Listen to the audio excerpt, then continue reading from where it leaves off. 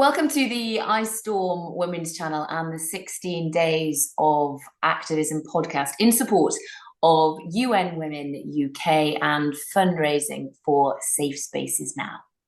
Public spaces need to be safe and inclusive for all now. A report by UN Women UK reveals how common sexual harassment is in the UK. 97% of women my age said they had experienced harassment. Your ideas to support us have already started making a change. At music festivals, with taxi companies, on public transport, in organisations and in online spaces. It's time for a change. Please support Safe Spaces Now by donating to the cause or get involved. You can find the link next to this video. Thank you.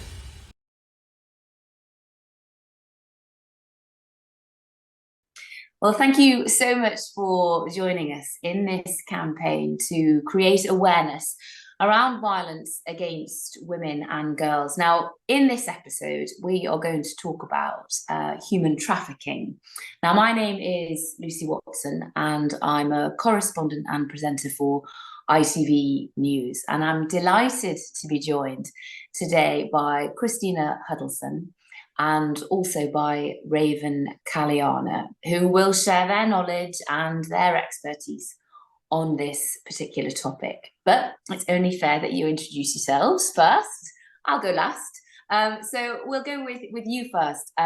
Raven, if you can just tell us briefly who you are, who you work with, and what it is that you have experienced and know so much about surrounding this issue.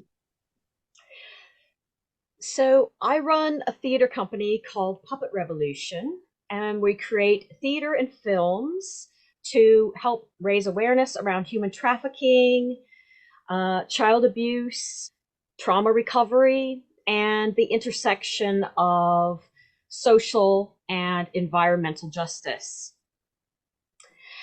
I'm also a survivor of human trafficking. And I'll just show just a couple of seconds of one of the performances that I did on human trafficking. I've used it for a lot of public education work and also shown it to loads of policymakers, university students studying to become social workers and counselors. I've used it to train people across the UK who work in charities, who are working directly with survivors of trauma, potential trafficking victims. And it's an autobiographical film about my own experiences being trafficked as a child for sexual exploitation.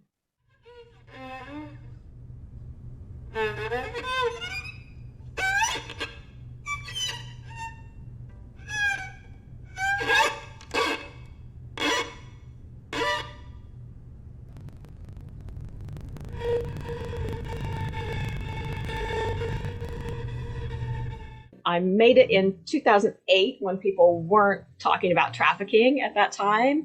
And it has been an amazing journey with it to watch the kind of cultural awareness around these issues and to watch a lot of policy change and to have been part of some of that policy change myself. So it's been quite a journey. And Chris, can you just tell us briefly who you are and who you work with around this issue? Hi, what a pleasure to be here and to talk about a crime type that that most people would be shocked to even know that it still exists or it actually exists. So I'm Chris. I work for an anti-slavery organization called Justice and Care, and we are working and joining forces with others to fight this crime type through direct frontline work. So we work directly with survivors, we work with partners such as the police and the law enforcement. We translate our evidence and what we find from our partners into policy changes, into systemic change. So we try to take that circle of learning and investing and operating in this world to a full complete circle, My role in Justice in Care is just to oversee our European work. So I oversee teams both in the UK and in Romania.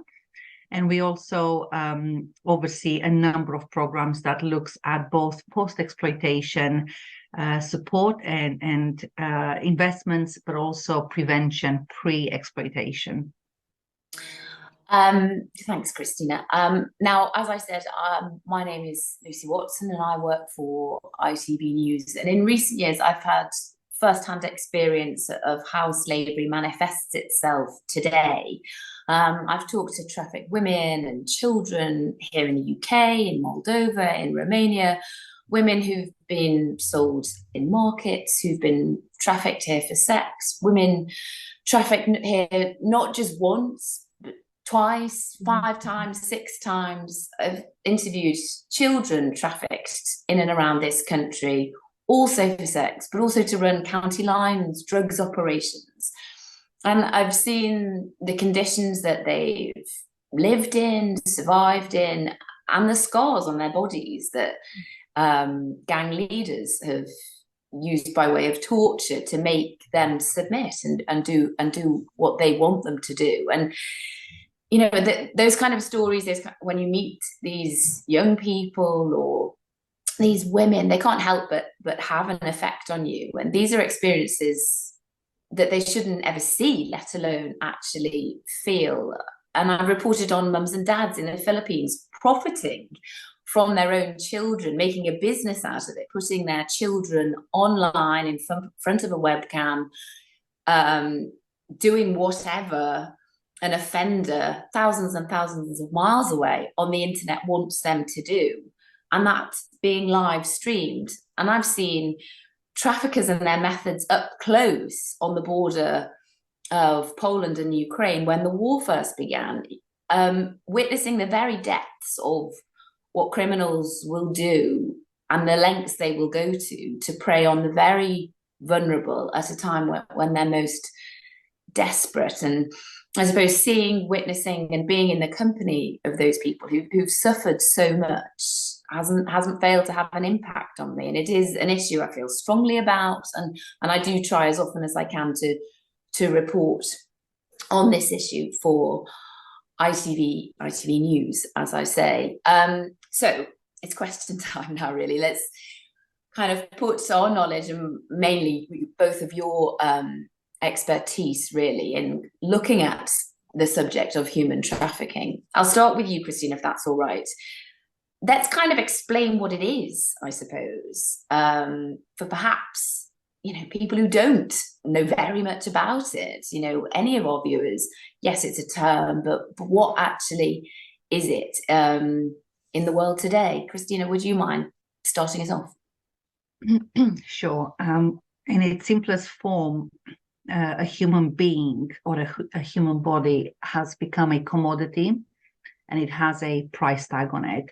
So if you think of firearms and drugs, importation and exportation, it's very easy to visualize what that looks like, what it means, how much money it could cost, how it could be used. But actually, if you look at human trafficking and exploitation of human beings in terms like modern day slavery that we use in the UK, we have quite simply become that commodity. So we can be bought and sold and used and reused and profit made off us. So essentially, a human being is being targeted often for their vulnerabilities, often through being deceived or coerced. And then they are essentially moved around, whether it is within a local area or whether it is cross-country or international borders. And at that destination, that human being is then exploited. And it could be exploitation for commercial sexual exploitation. It could be labor. It could be criminal exploitation. But essentially, they become the commodity that brings the money in for the criminals, and a lot of money. So that's probably in its simplest format, a commodity with a price tag on us. Now, you both come at this from very, very different angles. And Raven, you have personal experience. What to you is human trafficking? Well, I completely agree with what Cristina has said. I I would add that the reason for bringing people to unfamiliar places is they don't know their way home. It's to put people in a vulnerable position so that they're even more dependent on the people who brought them there. So taking away their papers, taking away their passports, maybe bringing them there illegally in the first place.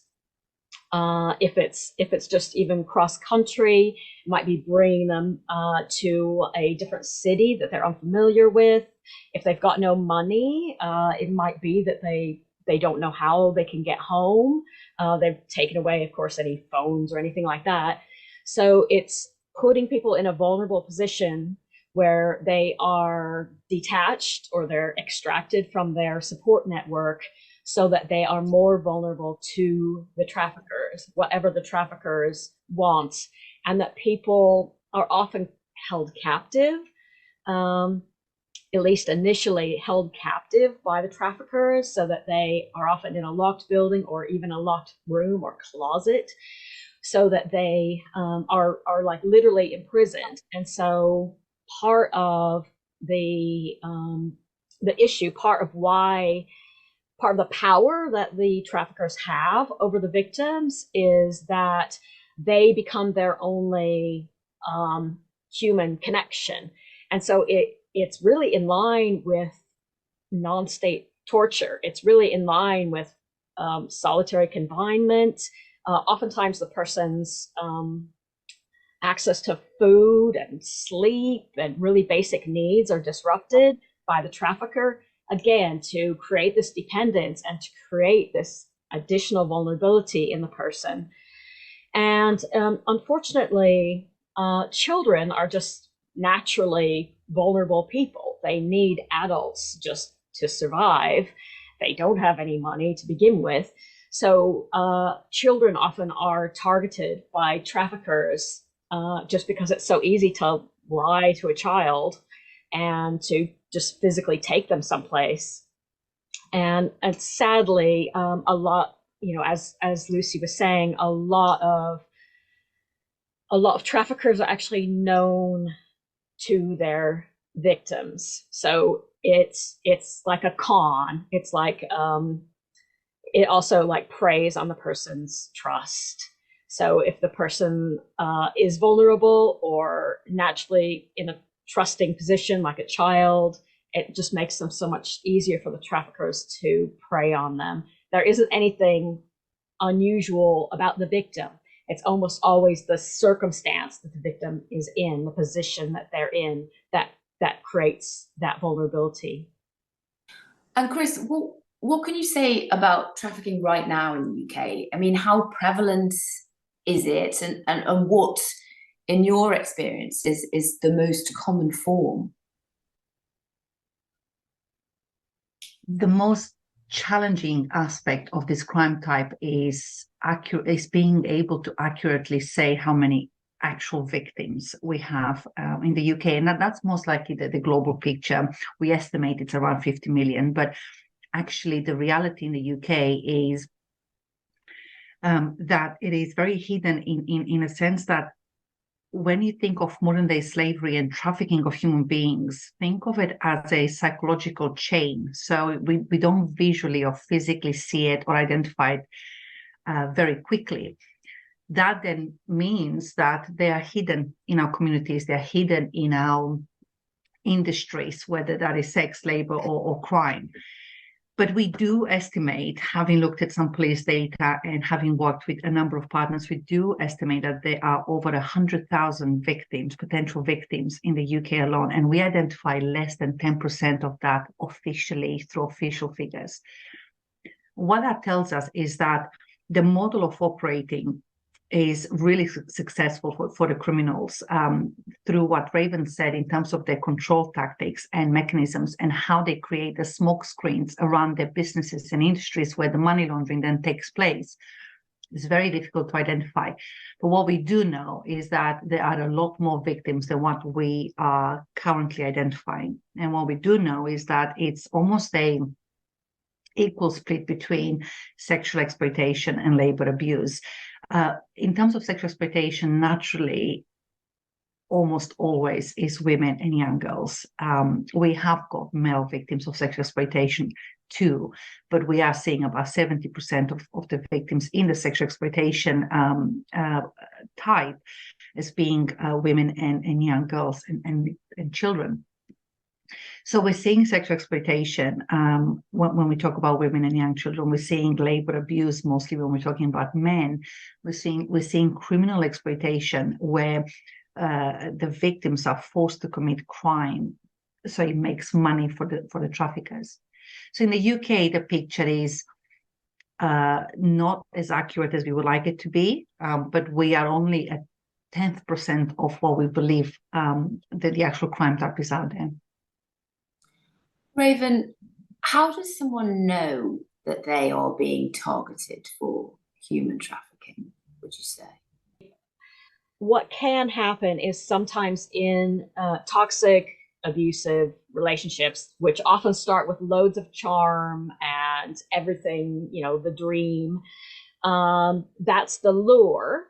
And it can progress from toxic to abusive to, physical violence to complete control over the other person. Complete isolation of the other person from their support system and control. They exploit their victim with other men, like, we really need to get a house together, but we just don't have enough money, maybe you could sleep with my friend, and that would, my friend would pay us some extra money for that, and that would help us get to our goal. It's a con. It's always a con. It is manipulation of the most vulnerable, isn't it? Yes. But I would say if it's a young person, young people are often groomed online, and the situation would be that they make a special friend online, and they may think the person is their own age, but the person may be much older, and misrepresenting themselves. And over time, the perpetrator may get the young person to expose themselves to their camera, and then when they have those photos, they use that as blackmail to get the person to meet them in person and perform other things which the trafficker then profits from. But do you think, Cristina, that it is ever possible to actually recognize until it's too late almost, would you say? You see, knowing and educating ourselves is absolutely key here in terms of identifying it before it happens. Raven, you are so right when we talk about single offenders, how it often starts in a domestic relationship or someone that you trust, so a family member. So in my world, when we work with the cases that we do and seeing it as they unfold, we see two different types of approaches and models. One is through organized crime groups. So this is a group of individuals who run their business model. There is possible to see it before it happens, because often it comes in mass volume. So job offers, they use alpha victims, they use recruiters who have specific scripts. So often here I say is, if something is too good to be true, then it is. And so it's very easy to identify it in organized crime groups, their models and their tactics and their approaches. You do need to be savvy about understanding what's being offered. So for example, mass recruitment, as we call it, whether it's in the sex industry or whether it's in the labor industry, often you're given such a good deal with everything included that ordinarily no employer would offer you that. So whether it's transport is paid and your accommodation is paid and your expenses are paid and you've got a great salary for something that is actually unskilled labor, but they're not talking about things like registration for paying insurance and taxes and opening a bank account. There, if you don't have the right education or the right knowledge or information, you wouldn't know that you're about to be exploited. But if you do, if you are a bit savvy, or if you are asking the right questions, or if the education and information is out there, you can easily see it. You can see it a mile away that the exploitation is going to take place at your destination.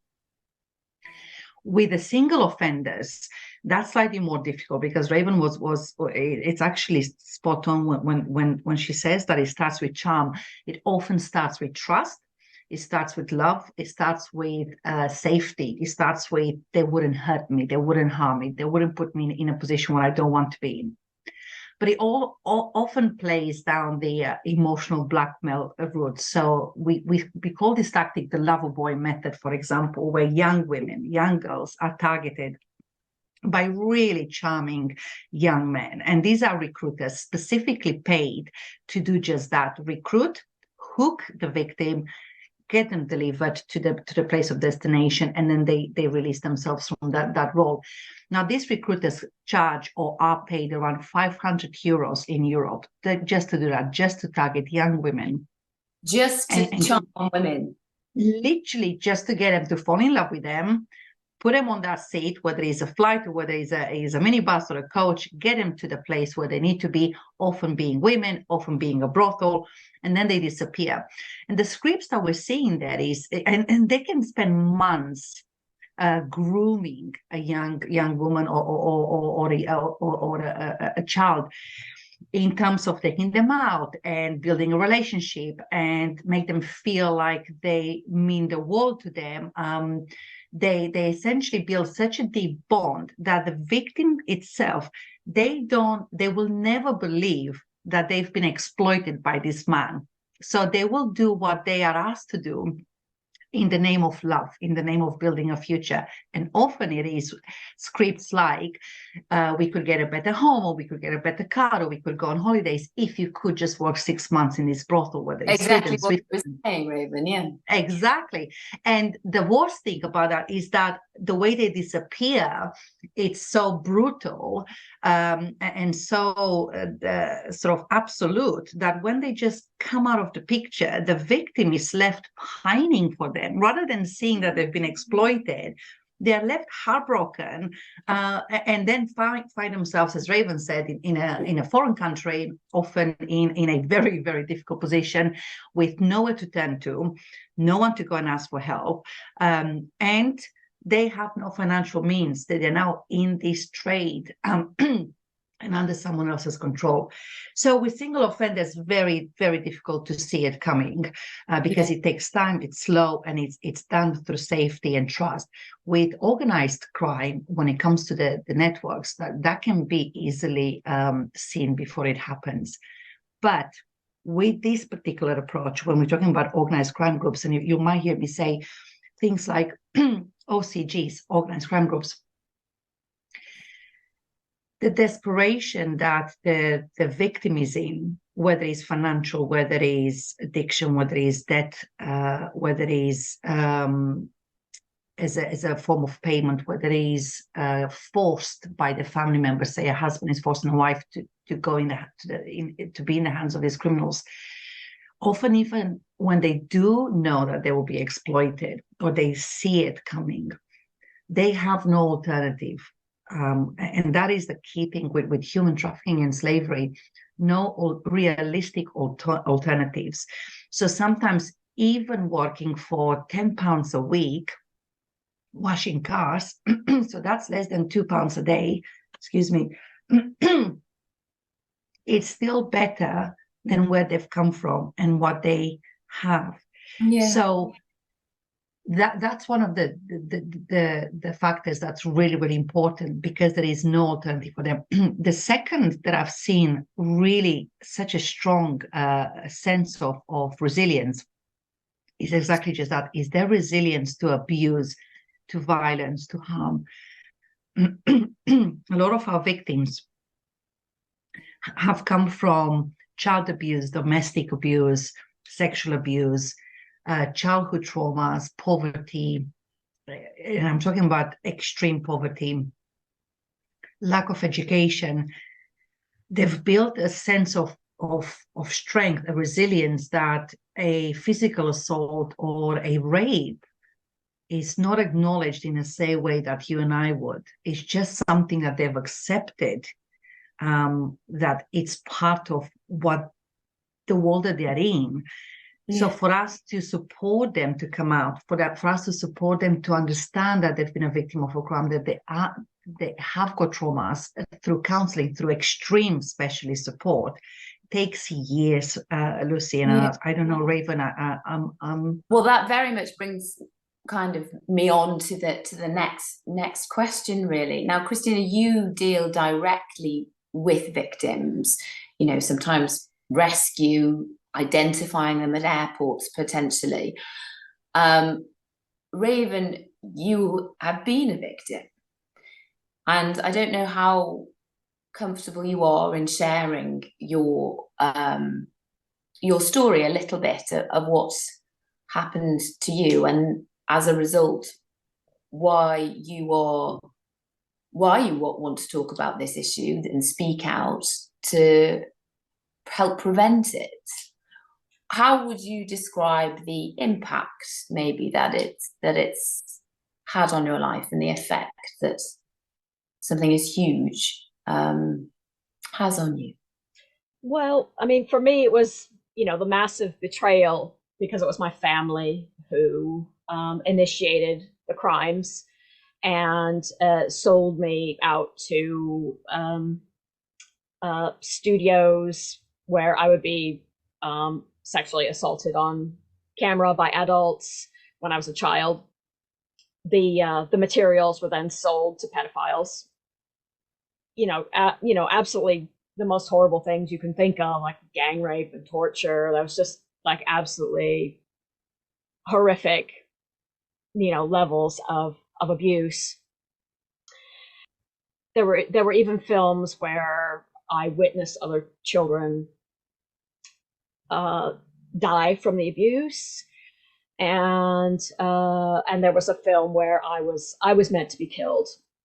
Again, it was my family that was profiting off of this, and we lived in America, and so the motive, I believe, for them was that they were, or why they thought that was okay, was that they had grown up in pedophile rings themselves. Both my parents had. I think they just had a lot of denial about it, but it's so horrific. There's absolutely no excuse for it. And there was, of course, it impacted my life massively. When I was a child, I went to school. I was out in the community. There were teachers who saw the injuries on me when I went to school, but oftentimes didn't say anything. I did, try to hide things. Sometimes I was like putting makeup on black eyes and stuff when I was a little kid. But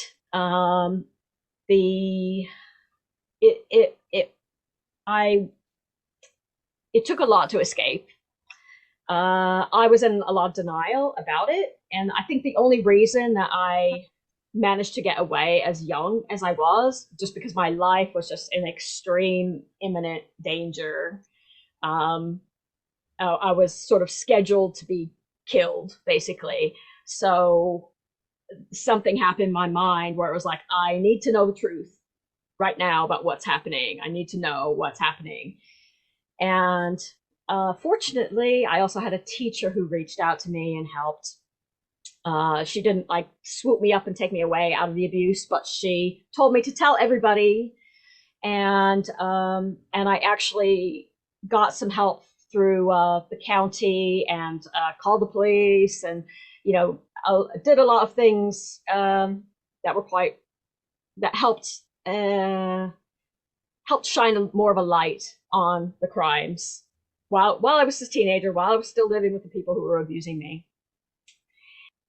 Raven, did you just feel that this was your norm? Is that why? Of course I thought it was my norm, because it was you grow up, children don't have any perspective, on their parents, on their family. They accept what they're given. They think, oh, this is how it is for all children, but they have no idea. They don't. It's not like you're an adult where you can ask your friends, like, does this ever happen to you? But as a kid, you don't know. And so yes, I managed to escape through going to university and going to a different town and cutting off contact from my abusers and finding other survivors and getting support, getting loads and loads of therapy, talk therapy, but also different like somatic therapy and performance and all sorts of things. And then I started doing a lot of activism work as well, which was very important to me because I couldn't get any legal justice. That was the most frustrating thing, was to have all this information and being very willing to testify, but being blocked by that. That was so frustrating. So I kind of started on my own sort of personal campaign of like public education. And that was the advice the police gave me as well. I've always been artistic, so it's like this has been my voice, and also a way to process the trauma as well. Yeah. And the way also to raise awareness. Mm-hmm. And what was because my next question is really if there is any specific area or demographic where this is perhaps worse. So I'll come to you in a sec, Chris, but I mean, just what was your financial situation? Was it a question of poverty? Was it pure depravity? What was the reason? What was kind of your demographic as a child family at the time? I actually think that human trafficking is a lot more common than people think in America.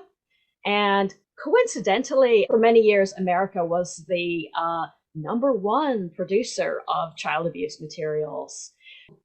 Take a child from, New York to Los Angeles, say, how are they going to get home? Do they even know where they are? So it's easy to traffic kids within America. And my family was not destitute. I mean, we weren't wealthy or anything like that, but both my parents had bachelor's degrees. It's like it's not like they couldn't find any other work. It was that I believe it was because they already had denial and dissociation from their own abuse that they suffered when they were kids. Yeah, abused have become abusers. Yes. Yeah, we often find you either go against it or become an abuser yourself. Yes. Yeah. And that it's only, in the last 20 years or so that people have even started talking, about child sexual abuse, much less human trafficking. So it's like, I think that the level of awareness in society, that as that raises, the more we are able to say, no, that's not okay. And also that there's more resources for people to get support so they can process the things that have happened to them. Yeah. But now, Chris, that's obviously Raven's, her sphere at the time. Does that chime with your experience of the kind of areas or demographics or kinds of people? I mean, if I can even say that where it is perhaps worse, is there a type or, is there such a thing? Yeah, how? Raven, I feel every word you've said, and thank you for sharing your journey. And it's something that it never ceases to stop me in my tracks and sort of take a deep breath. And I have now worked alongside thousands of cases, especially over the last 10 years. And it's just as impactful every time, because every case, every individual, and every story is so unique. Yes, there are types, we can categorize them, Lucy. If we're talking about family being involved, it is the cruelest form, because it's either cultural driven. So it's something that they believe that they should be doing. So, at the age of 10, they marry off their child through post-marriage and to 40, 50-year-old men. Or it is as a form of bringing families together so that the children become deals. Or it's a form of making money off their children because they've always been career criminals. So your case, Raven, is sadly not alone. There are thousands of similar cases to yours, and I've mentioned before, the abused becomes abusers. Often when we look at family abusing their children, they themselves have been victims of sexual abuse, of domestic abuse. So that, again, I talk about the resilience. They dissociate themselves from their own abuse, from their own emotional attachment, and actually see it as a way of making money or to satisfy whatever mental impact it's left on them, i.e. become abusers themselves. So it's definitely not just money that drives it then? No, if we look at organized crime groups, it's often money. Of course it is money, because it's a business model. And I've often said it's fascinating to watch how they associate themselves with the right roles, like you and I would if we were to open a business. So you need your online platform, how you advertise your commodity, you need your prices, you need your lawyers, you need your accountants, you need your drivers. They build a proper business model with a simple objective, which is to make money. But in single offenders of family offending, which is incredibly common in our cases, often there are other reasons why they do the abuse. Money is one of them, of course, but you have cultural, you have status, you have it's a way of building your reputation as a clan, as a family. It's just a way of operating. So the type itself and the demographics that I would say, yes, it can happen to everyone. It is more common, and I'm not sure about the US because, Raven, obviously you have got that first-hand sort of access to the data and to what's currently going on. But I can speak for Europe.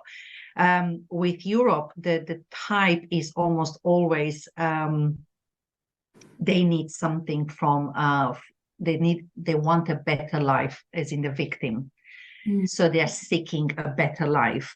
And so they fall for the script, they fall for the deceit. So often their own backgrounds, their own community, their own lifestyle, it is really, really hard with going from one day to the next, not knowing if you've got food to eat, or whether you can feed your family, or you've got a family member that's unwell, or you have no access to employment or education, or there aren't any state benefits in place, or you are so remote, for example, mountain type villages or really extreme rural areas, you have no access to the modern day world to be able to benefit from the development that we've created over the last 10 years in our society in helping one another.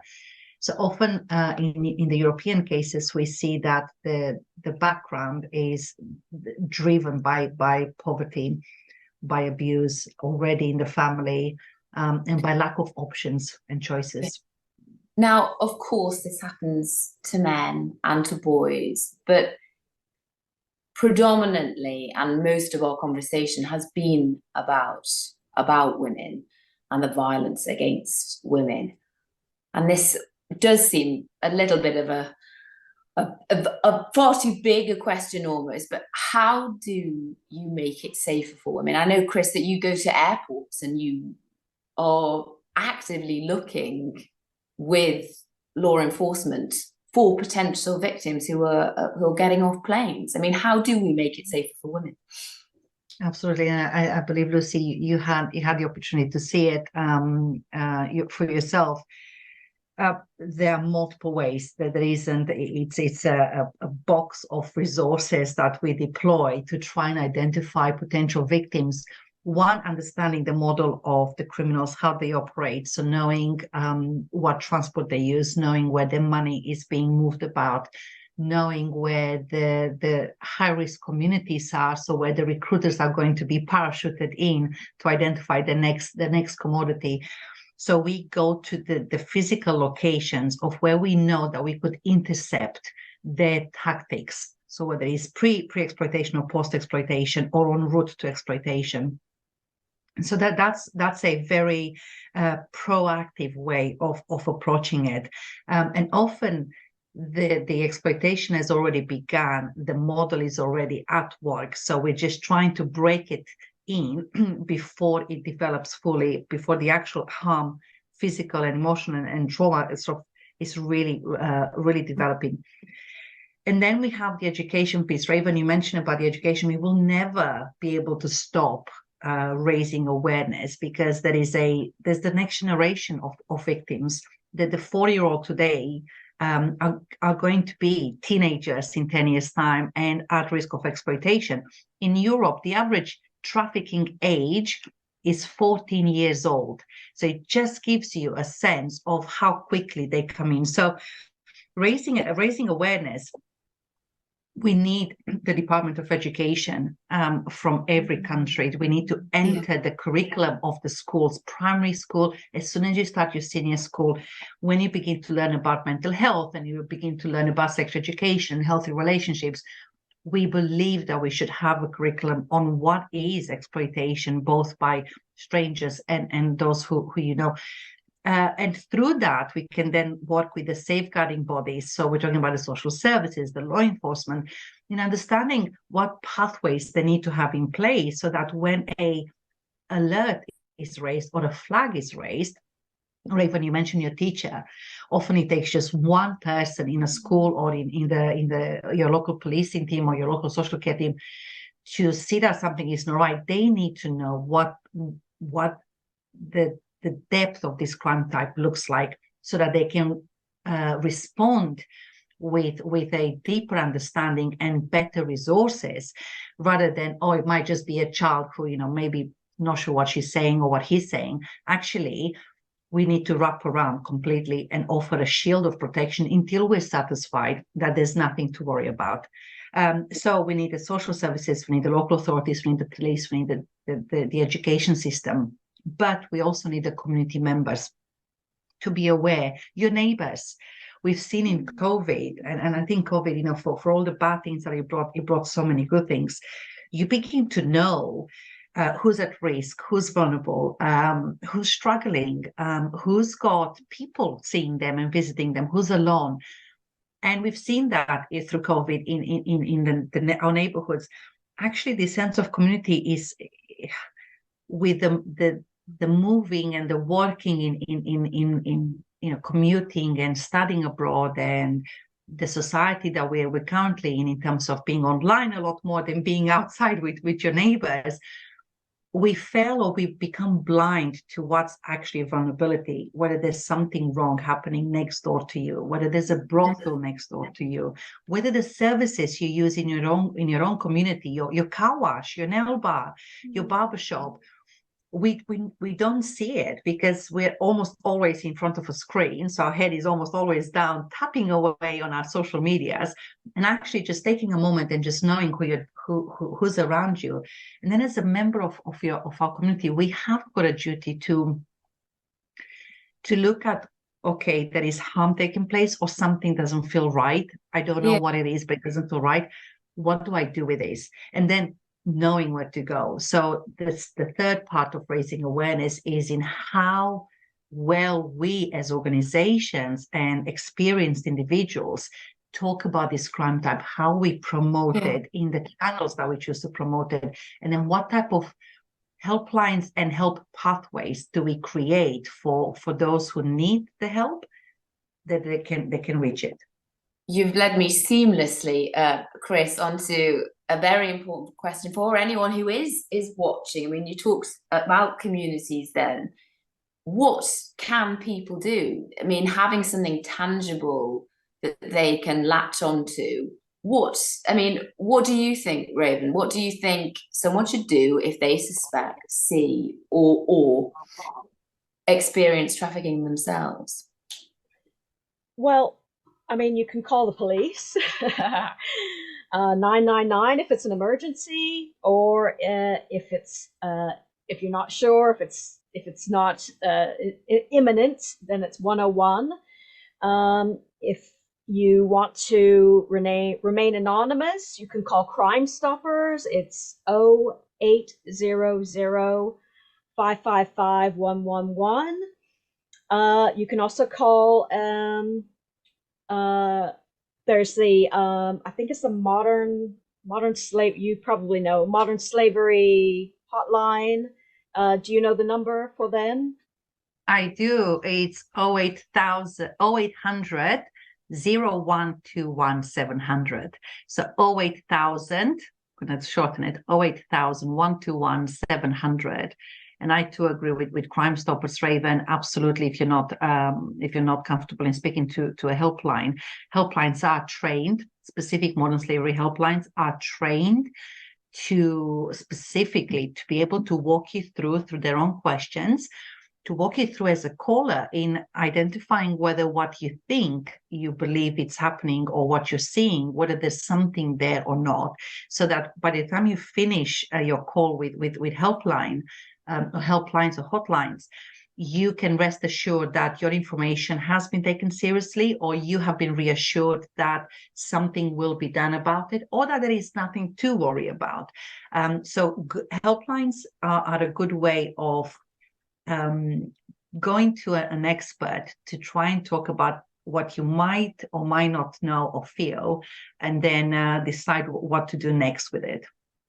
Raven, who do you want to step forward, take action on this? Is there a person, an MP, an organisation, or the government as a whole? I mean, what do you want to see? Where does action need to come from? The main failing that I see is actually there. It's so hard for survivors to get any results in a courtroom, and so there's no deterrent for the perpetrators. I want to show a video of an alternative for how it might work for child victims, but we could also extrapolate that to any kind of victim of sexual violence as well. And I just want to show this interview because it really, I found I just had so many ideas about it. But it just shows a contrast between what happens in the courtrooms here versus how it possibly could be. Okay, I'm sorry, just Raven, while you do that, Chris, can I just ask you why? Because I know I've covered this in the past, but why is it so difficult to get a prosecution for modern slavery? Sure. We need to understand the criminal justice journey. So once an offense has been reported, which is often the hardest part, identifying an offense and then reporting it and recording it as a crime, and then actually building the evidence to prove that that offense has been committed, that has lots of challenges in there, whether it's resources, whether it's knowledge, whether it's awareness of the practitioners on how to apply the law against what the information they've been given. And then that case needs to be built into something that's really, really strong before it's handed over to the Crown Prosecution Service. At that stage, the test of whether something can be prosecuted or not is applied, and often the question of is this in the public interest and what's the likelihood of this case receiving a positive outcome, these two questions are almost always applied against that file. And what we're seeing is that because it's public or taxpayers' money that are used to prosecute, often they look at what are the most likely offenses to be prosecuted or to receive a guilty verdict. So whether that might be rape in terms of sexual violence, or it might be that it's the drugs offenses, or it might be that it's firearms offenses. So human trafficking and modern day slavery offenses almost always, I mean, we do have some successful prosecutions, but almost always become a secondary offense to another primary offense. Putting the technical side aside, often once the modern slavery case or human trafficking case is inside the courtroom, you have the defense doing their strategy. You've got the prosecutors and their strategy, but ultimately it is down to the jury who will then decide whether what they're hearing is enough to say guilty or not guilty. The understanding of this crime type is still very, very limited. And don't forget, the jury are lay members of the public. If we don't understand what the impact of this crime type is, we risk seeing it as something that, oh, well, that just happened somewhere like 200 years ago. You know, there was, you must have wanted to do it because, well, no one forced you, no one held you locked up, no one held you chained to a radiator. They're looking at a slavery and exploitation and trafficking of human beings that is, it's not how the modern day crime type looks like. Yeah. So that those elements are hugely important, that if the case is not a strong case, or the charges are not approved, or the jury doesn't quite get it or see it, the strategy of how the crime type is presented, we just don't get the outcome that we want. And then the last part is the sentencing. Once we do get the cases successfully through the courtroom and we get a guilty verdict, the sentencing that takes place. I mean, in the UK, the average prison time is 4.5 years out of the sort of a lifetime. It carries, the Modern Slavery Act carries a lifetime penalty. Almost never we see that applied. What that means for a criminal is that it's part and parcel of the job. They expect to go to prison. It is part of the criminal business enterprise. So for them, 4.5 years of good behavior, maybe 3 years released on license, is nothing compared to the hundreds of thousands of pounds that they have made or will continue to make once they come out. In addition, we know in our current prison service that actually organized crime networks grow because you're building more contacts, more networks, because you are now surrounded with like-minded individuals who will continue to operate with one another. So a very complex crime, a very, very complex journey, and the criminal justice journey itself is incredibly challenging and definitely needs a reform. Raven, please do show us. Okay, here we go. This is our Children's Advocacy Center waiting room. And it's our child-friendly space where kids and families can come before they meet the teams working with them. Historically, when kids would disclose abuse, they might tell any number of adults and professionals in their life. So if a child tells a teacher at school, they might tell their story one time, and then the school nurse might come in, then maybe they're being transported to the hospital, and then maybe a detective's meeting them there, maybe there's another advocate or a lawyer that's working with the child. And so the whole idea here is that the child can tell their story about what they've been through one time. And so this means that our kids are seen here for sexual abuse, physical abuse, and neglect. And when there's a multidisciplinary team investigating what's happened, but also making sure that that child and their family are okay, that they have a safe place to come. So if we have a child who's under 12 years old, typically they'll be meeting in our child room, our child interview room. So we would guide them through the waiting room to this room over here. Okay.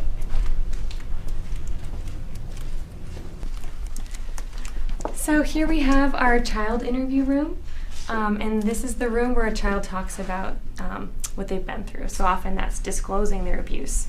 And they'll sit over here in one of these little chairs. And they're also sitting with a trained forensic interviewer who knows how to skillfully ask a child to tell their own story. And they ask them in a very non-leading way, in a non-threatening way, and in a way that lets the child explain what they've been through. This is where the team sits whenever there's a child who's come in for a forensic interview. And here's the mirror, so if you want, I can turn off the lights and show you the other side. But the team that's listening to a child talk about what's happened would sit here in the dark and observe the interview from here.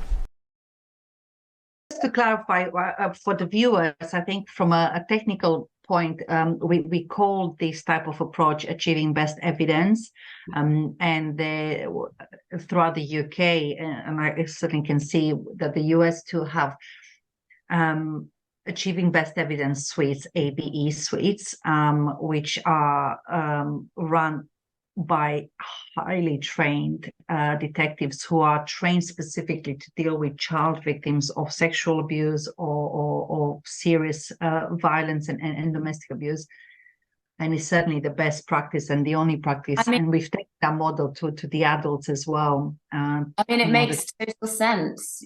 not subjecting a child or a victim, a woman, a man, a boy, to reliving that trauma over and over again to different people, so they can pursue their role within bringing the criminals to justice just that one time. And multidisciplinary teams can observe or be shown it as a later date, not for the child or for the victim to have to relive it. That seems to make total sense to me. So just to kind of wrap this up, ladies, thank you both so much for chatting. How can people find more information or reach out if they want to connect with you about this subject matter? What's the best way? I would encourage everyone to use their online platforms to understand more about what modern day slavery, what human trafficking, what exploitation of a human being means, what it looks like in 2023. So you could do that by visiting websites such as ours, Justice and Care, which just literally type Justice and Care. It's as simple as that, and we pop up. But there are other amazing organizations that will come through. Unseen, for example, they run the helpline, the Modern Slavery Helpline in the UK. Stop the Traffic, it's another good organization where they use data to fight this particular crime type. So they're really quite advanced in there. But you've got loads and loads of resources out there to familiarize yourself. And I would say, after you do that, speak to your local MPs about it.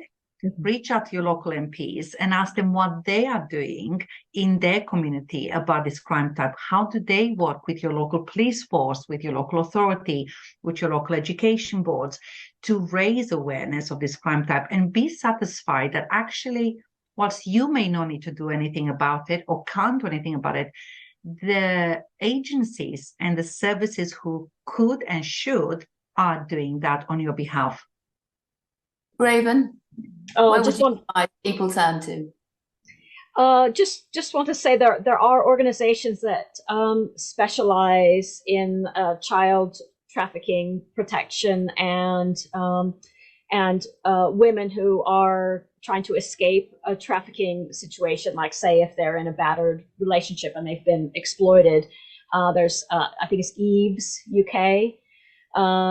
Can actually offer shelter and physical support. There's lots of counseling available as well, online counseling and in-person counseling, support groups.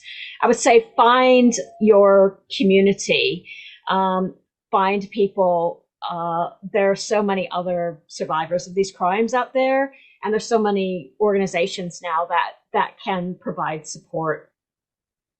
Thank you both so much for chatting with me today. It was such an insightful and interesting chat. Every time I meet somebody connected or who's had experience with this kind of issue, this crime, I learn something new every time.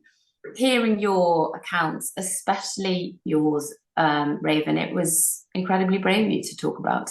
And going back to talking about that again, the truth quite often isn't palatable and makes people feel uncomfortable, but only if people are made aware of the dreadful nature of it, the fact that it is hidden in plain sight, will they be prepared to help bring about change. That's why it's so important as part of this UN Women's campaign, the 16 days of activism, that we bring the realities to the fore and that we make it part of the conversation. So to everyone who's kindly watched and listened to us today, thank you very much. But also, if you want to reach out or find out more, then there are links. I think they're in the text underneath our video. And if you feel able to donate, please do so. But above all, thank you very, very much for watching and listening, and stay tuned to the next episode. Thank you so much. Don't forget to donate to Safe Spaces now, link next to the video.